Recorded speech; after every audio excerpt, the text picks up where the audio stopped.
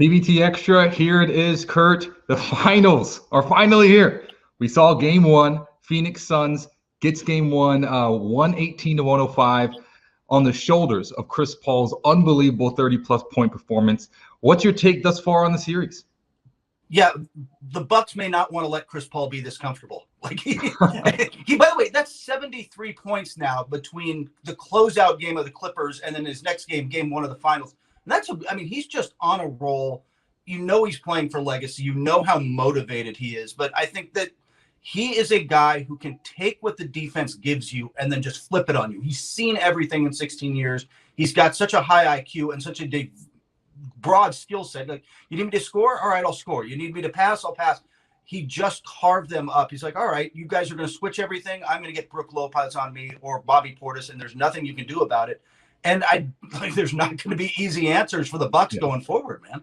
I mean, look at the stat line. Are you ready, Kurt? 32 points, 9 assists, 4 rebounds, and 36-year-old putting up numbers in the NBA Finals. It was interesting because, as you mentioned, the first half, I was like, okay, where's Chris Paul? There was one moment where he was 0 for 3 from the floor, and I was like, where is his impact? I don't understand. Third quarter comes around. He has over 10 points. He's assisting on like every bucket, it seems. And that's when he just took over. By the time I looked up, it was like 2 minutes left in the third quarter. He had 27 points. He also, like I said, I think one of the key things was once he sees the game and figures out what he needs to do and adjusts, he just tears people apart. They did that switching. He and Booker shot 17 times with the switch on them. This is not counting all the assists and hockey assists they picked up off that switch. They took 17 shots between the two of them off the switch and scored 25 points. And that forced all these other shifts in their defense. Then they started trying the drop coverage. That didn't work very well.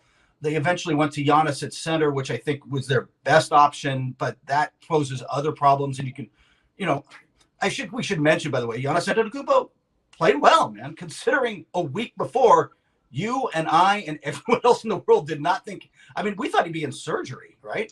You saw that fall, and it was not a good fall. But he comes out, plays 35 minutes, has 20 points, 17 rebounds, and a chase down block for the ages. That was pretty nice.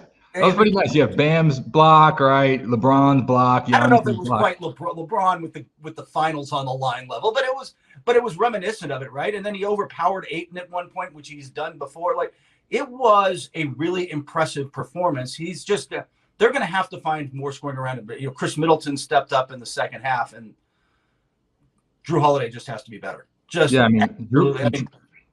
was a big thing for me, Kurt. Drew Holiday, 10 points. You got to have more from your big three. I think, Giannis, it was interesting because initially, huge impact on the game. I was like, okay, Giannis is doing his thing. This is going to be, basically a heavyweight fight between Devin Booker and Giannis. They're just trading blows, right? Then Giannis kind of tapered off a little bit. I saw him settling for, mid-range jumpers. There were a couple threes in there. I'm all for the big guys shooting the threes. I don't want to say I'm not. But at a certain point, late in the fourth quarter, when the Bucks were coming back from that huge deficit, and they were, Chris Middleton was making shots. What did Giannis do? He did what he does best. He attacks the rim, finishes around the rim, getting to the free throw line. Going into the fourth quarter, how many free throws did the Bucks even attempt? Not many. They were frustrated they weren't getting calls, but they also weren't attacking the way the Suns were. Yeah. The Suns were at the line the whole time. Devin Booker was 10 for 10. And they had, I think, 19 free throws compared to the Bucks' 6 free throw attempts, and 2 made free throws. And I was thinking to myself, this is, that's the difference in this game. If Giannis attacks the rim, that's going to be an extra 8 to 10 points, easy. I think you're going to need to see them attack and get downhill. And Giannis, I think, was a little tired, right? I mean, he not only had been out for a week, but with that kind of knee injury, he wasn't working out, right? He wasn't getting, There wasn't even being on the bike. There was nothing he could really do. And I think he pretty quickly got winded, and that's when he settles a little bit. But that's also when we were saying Middleton stepped up in the second half and played a lot better after a relatively slow start. And Drew Holiday has just got to be more aggressive. He's got to attack. He has a great bucket in this game where he just bullied Chris Paul. He is stronger than Chris Paul. Bullied him into the paint and kind of shot over him. He's got to do that more. You've got to be physical. And like I said before, you can't let Chris Paul get comfortable on either end. And they did. They let him get in a groove, and then nobody's stopping him. But I will say though that 9 assists by Drew Holiday was dishing them out. He almost had a triple double there, so it was almost like a Draymond Green stat line. 10 points, 9 assists, 7 rebounds. But I've seen that big three, and when Giannis is attacked, once again, I know he has a hyperextended left knee. We know we were just talking about. We didn't even know if he was going to play or not. And 20 and 17 in finals, game 1 on a left knee like that, props. But I think if they want to win this series, that 13-point lead, that gap can be shrunk if 1, you attack the free throw line, and then 2, Drew Holiday is just got to give you a little more. But we want to give some love to Brook Lopez, 17 points. 17 points. He spaced the floor, and the sad thing is, I think going forward, the big adjustment is we're not going to see as much of him. Ultimately, if Chris Paul is playing this well, they were switching those picks. They're better off. Their little run in the fourth quarter came with the Giannis, PJ Tucker, whichever one of them you want to call the center. But I hate to call that a small ball lineup. Giannis is like 6'11". Like, it's not small, but their small lineup, that was way more effective. They're a much more effective switching team. It means you give up some lobs to Ayton, and he becomes tougher to control.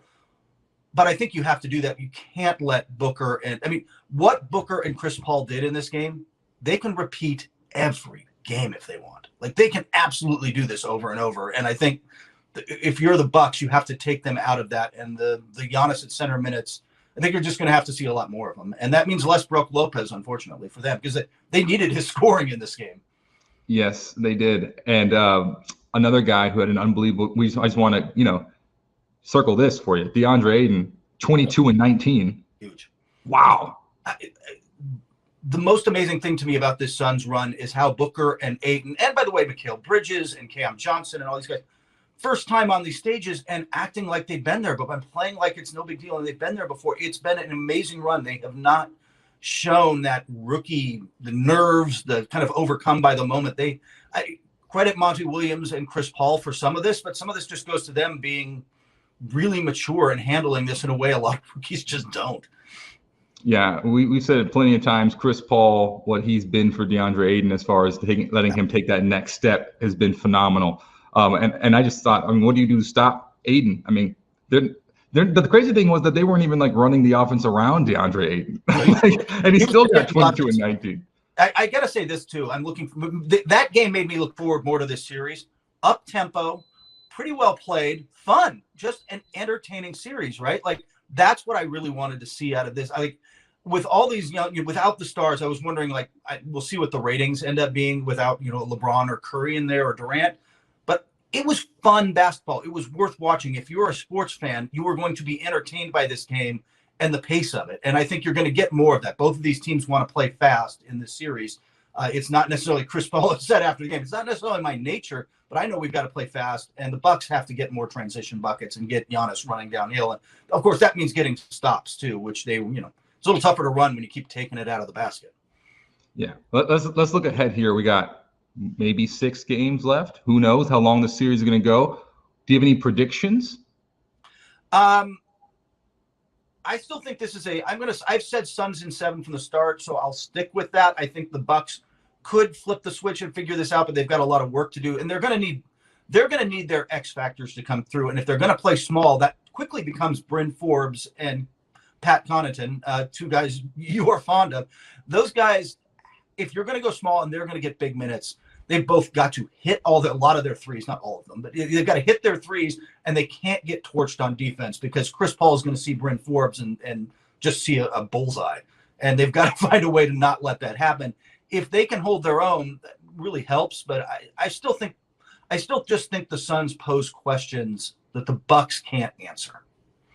Yeah, I'm going to go on the other side here. I don't know the amount of games, because I'll probably say 6 just for an entertainment value. I would love to see a few more games, but I'm going to say Bucks in 6 just because I think the Milwaukee Bucks, like I said, I look at this stat line, and the first half was pretty close, late run by the Suns, and then the second half was just brutal. But then the fourth quarter, it was a under 10-point game, which was respectable. But when I think about Devin Booker, 27 points, Chris Paul, 32 points, DeAndre Ayton, 22 points, right? And then both Camerons, Johnson and Payne, both give you 10. And on the other side, Giannis, 20, Middleton 29, and Drew Holiday 10. I think that you're going to see a lot more from Drew Holiday in the next few games. And I think Giannis is going to go back into, to full form. I think even though Giannis is coming off of that hyperextended left knee, this is a back-to-back MVP we're talking about. This guy is going to, and he's one of the most efficient players in the game of basketball right now. Go out there 12 minutes and give you 12 points and like 8 rebounds. Like that's, so from my perspective, the Bucks are going to get better. And I don't know how much better the Suns can get. And, if the best game that the Suns can give you is a 13-point win over the Bucks, and you had them up by 20 at one point, right? Yeah. And you couldn't, so that to me is concerning. I think the Bucks over 6 games can get them. I would not be shocked. I think this is a much more even series than that first game proved to be. I think you're right. I think this is going to be a close series the whole way. And the Bucks, their defensive length and their adjustments, once they figure out what they want to do, it will make things a lot more difficult for Chris Paul and company. So now let's go ahead. We've done the finals thing. Both of us are set in stone there. Let's go to the Hawks. What do you think about Nate McMillan, no longer interim, that title removed? I think deservedly so. Yeah. So let's talk about the postseason moves you think the Hawks have to do to get better, or what do you just think about that organization in general right now? Look, they've made great decision after great decision, and hiring Nate McMillan full time, that was almost a no-brainer at this point, but it was the right thing to do, obviously. And I think that what gets interesting for them now is where they go going forward. Trae Young is up for an extension this summer. He's a max guy. You're going to max him out. There's no question. But John Collins is up, and he's a restricted free agent. Guys can come after him. I don't know if I want to max out John Collins. And if they don't, does somebody like Miami or Dallas try to poach him? It's their owner, Tony Risner, was on the other day. It was in a press conference saying, basically, we're not going to be able to bring back everybody we want to bring back. When they're talking about Lou Williams and a bunch of other young players, at some point, they're not going to be able to afford all these guys. And I'm curious. I think some of that starts this year. I think it's going to be a tough offseason for them to keep everybody they want, and they're going to have to look long-term at some veterans who can step in and help them along the way. I think they've done a great job with Capella finding him. It's not going to be quite the same Hawks team next year, and I don't know that, I don't want people to be disappointed with them next year if they get, bounced in the second round. You think it's going to be like the same with the Miami Heat? Remember, they went to the final and then got bounced. You think it's going to be like a similar thing? I just think that I don't know that they're going to get on that. And look, I think their young players can get better. I think Trae can get better, but they might have. Look, I don't know that they're going to have quite the same roster. And more than that, things broke for them this year, right? Like they earned the wins. I don't want to take anything away from them, but it's a little different with whatever Philadelphia is going to look like next year, which should be better. And hopefully a healthy Joel Embiid. The Brooklyn Nets are going to be better. I think there's just other teams rising in the East. I don't think the path is going to be as they came from the 4-5. Don't get me wrong. It wasn't easy, but I don't know that things are going to fall for them as cleanly as they did this year. Speaking of the rise, don't forget New York. Don't forget the Knicks. I'm sorry. The Knicks. I didn't forget New York. I mentioned Brooklyn. You mentioned Brooklyn, but you got to give some love to the Knicks. Hey, but speaking of Ben Simmons, let's just go there. Let's just go next door neighbor to New York. Let's go to Philadelphia. Ben Simmons, his name is coming up a lot in the rumor mill. What do you think about potentially trading Ben Simmons and what that would do to that 76ers roster? They absolutely are looking at potentially traveling. Look, this is all over the league. They're looking, they are open, but they are not. Look, the Pacers came with like Malcolm Brogdon in the 13th. That's not going to be good enough. You're going to have to send out a star player. It's going to take as somebody who makes, Daryl Morey believes will make them better, right? And make them a contender. You've got Joel Embiid at the peak of his powers right now. You've got, a nice role players around him. Tobias Harris can be part of something really good, plays so well for Doc Rivers. Seth Curry, you can go on and on down the line. Matisse Thybulle is going to fit in whatever they do. Like, there's a lot of players to like there. Whatever you do with that has to be somebody who makes them better. He's looking at like the Damian Lillard, Bradley Beal type of moves. I don't know if those are out there, if it's a secondary thing and you think about CJ McCollum. I also not convinced it'll happen like quickly. I don't know that we'll see this at the draft. This might be later in the summer, this might be all the way into next fall. Like I don't think Daryl Morey goes star hunting, but I don't think he's going to settle here for a second tier star unless that guy is just a perfect fit for them. And what do you think about, you look at Tobias Harris's salary, a huge deal. And when you think about, like, when I look at that roster, I'm like, okay, Joel Embiid, MVP candidate, front runner, I should say, sorry. And then Ben Simmons, multiple-time All-Star, but you throw $200 million to Tobias Harris, he has to be top 2 for you, right? Like, how is he the third option with that kind of money? He's got to live up to that. I mean, he played well this year, but that was a big contract. And it also, by the way, means you can't really trade him. I mean, you can, but you're not going to get Ben Simmons level value back. People look at Ben Simmons and think, maybe the best perimeter, one of the best perimeter defenders in the league, really good in transition, all-star level player. Every team is convinced that they can help him mentally through the challenge, everything that went wrong, and get him back right and fix the jumper. Everybody thinks they can fix a jumper. But, a lot of that's going to fall to Ben Simmons and putting in the work with the right guys. We'll see if that happens, but I think there's a lot of teams who are high on Ben Simmons. You're going to have to get more out of Tobias Harris in there, right? Like, nothing's going to change. He puts in the work, but I just kind of think Tobias Harris is who he is now, and he's a borderline all-star level player, but that's a huge contract. We'll see how it shakes out in Philadelphia. Another area that I'm curious to find out how it will shake out is the Washington Wizards head coaching search. You got some pieces there: Bradley Beal, Russell Westbrook. My man Bertans. Yeah, I love Davis Bertans. Bertans is great. Yeah. So from your perspective, what are you hearing? They are looking at top assistant coaches. It's been a lot of top assistants from around the league. They brought in Darvin Ham, but the name I keep hearing the most, and we'll see, it's also a great tie back to the history of the organization, is Wes Unseld Jr., who is in Denver, has been one of those guys in the he should get a job someday soon category, right, as a top assistant coach. He's interviewed for a few before. I think he was deep in the Bulls and a couple others. There's a logic there. Both you can really sell that, as an organizational thing.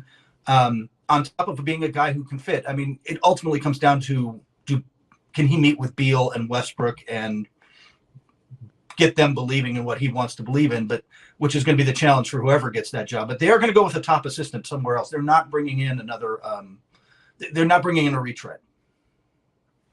Yeah, I'm excited to see what they do there, because you have potential. That late run, late in the season, that you can do. It's not impossible. A lot of promise there. The question is, who's the right person for it? Yeah, it's a lot of promise and a lot of it's a job that could shift. If Beal ever decided to force his way out, that becomes a very different job. But he has not done that, and I think the job number one of whoever gets you're the new coach in Portland. You're Chauncey Billups. Job number one, make Damian Lillard happy. If you get the job in Washington, job number one, make Bradley Beal happy. Kurt, we saw recently, shifting to Tokyo, which is only 2 weeks from now, we saw recently that the Team USA head coach, Gregg Popovich, said they're going to demand a lot more from Kevin Love on that roster. What do you think about those comments? It was an interesting pick, right? Because that was not a guy with all the all-stars on there. This is a guy on the second half of his career who necessarily hasn't put up quite the same numbers, hasn't been able to stay healthy. But Gregg Popovich was really clear in his first press with why they wanted him there.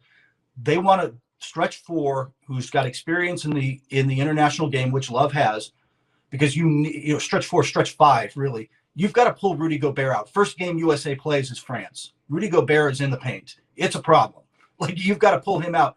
That's the idea. That's the idea behind Kevin Love, is that he, more than Bam Adebayo, who is athletic and can do a lot of things but doesn't really stretch the floor, Kevin Love stretches the floor, and they felt they needed that. So I think it's a really good fit. I think it's an interesting, I think it's an interesting mix. I think this is a team that's going to be coming together late, by the way. Remember that Drew Holiday and Chris Middleton and Devin Booker are all getting on a plane after the finals and flying to Tokyo together and joining this team. But I think it comes together nicely. And by the way, one other note, your guy, Patty Mills, this is a great note. He is the first Indigenous Australian to carry the Olympic flag into the Olympics for Australia. He's been selected to do that. it's a huge honor, and it's great for Patty Mills, who is kind of an underrated NBA player who's kind of sometimes he slipped under the radar a little bit. Get him on the international stage, and he just destroys people. He's such a good international basketball player. It'll be fun to watch him in Tokyo. And everything that he's done for the game, in Australia, he's the man. He's the man. So big shout out to Patty Mills. Congratulations, Patty.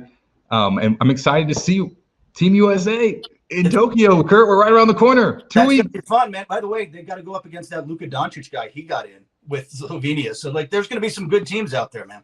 Yeah, you don't say. I can't wait to watch it.